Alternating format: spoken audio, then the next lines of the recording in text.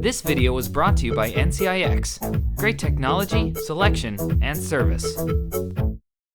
Hello everyone, this is Dimitri with Hardware Canucks, and looks like we have a new mechanical keyboard switch on the block, and Thermaltake is certainly taking advantage of this new switch, Kailh, that doesn't carry such a significant price premium as MX Cherry switches did, making the Poseidon Z a very attractive buy for just $89. Now the keyboard is very basic, it is well built, however, has a continuous blue backlight with 4 brightness modes that you adjust with a function key and dedicated brightness keys.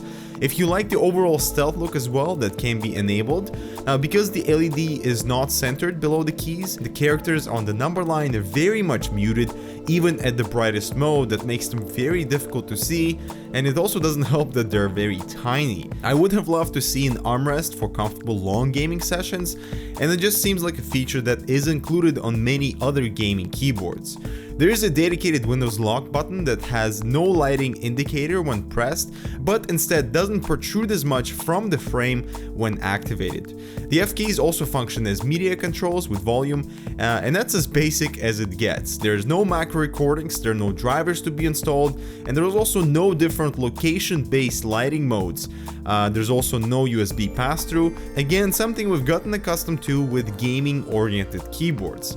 At the bottom we have a few rubber pads for stability, and also razors that also have rubberized bottom, and a really convenient cable routing system to route the cable in either side or the center. Now the cable is not braided, it's just a standard black, and I would have loved to see a different color USB port for easier distinction of what is what behind your computer in case you visit that area often like I do.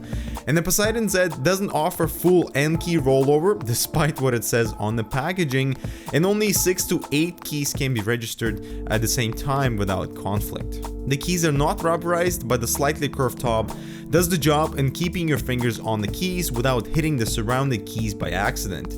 So the Blue Switch Edition mimics the tactile nature of the MX Cherry Blue Switch that is a bit on the heavy side, but the tactile response with a fast bounce and incredibly satisfying sound for fast typers. The disadvantage would be the loud operation compared to standard membrane keyboards and even MX Cherry red switches that are linear that we use in the office.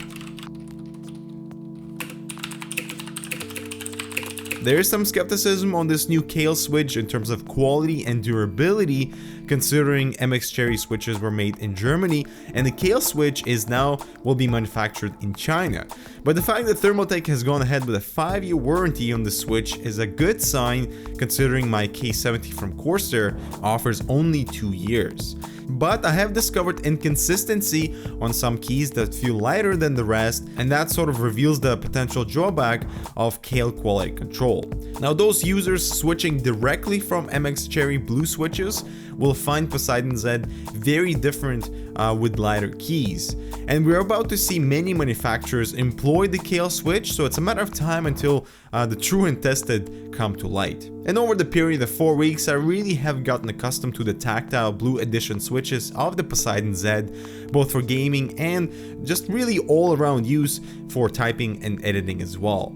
And to keep this one short, I do feel that Thermaltake has taken the right direction, adopting the new Kailh switch to hit that price point, yet with a very solid build quality, a nice blue backlight, and a 5-year warranty to back up the somewhat skeptical Kailh switch. Now the lack of features on this keyboard, like the no USB pass-through, unidentified cable, no armrest, and no fancy lighting features, and also very hard to see secondary characters on the keys, are just some limitations that some users may not even care about, as the Poseidon Z is just a good enough keyboard for those wanting that mechanical feel without breaking the bank. Although I think it might take time and convincing that these new Kailh switches are reliable and manufacturing quality control can get up to similar standard as what we've come to expect from the MX Cherry line.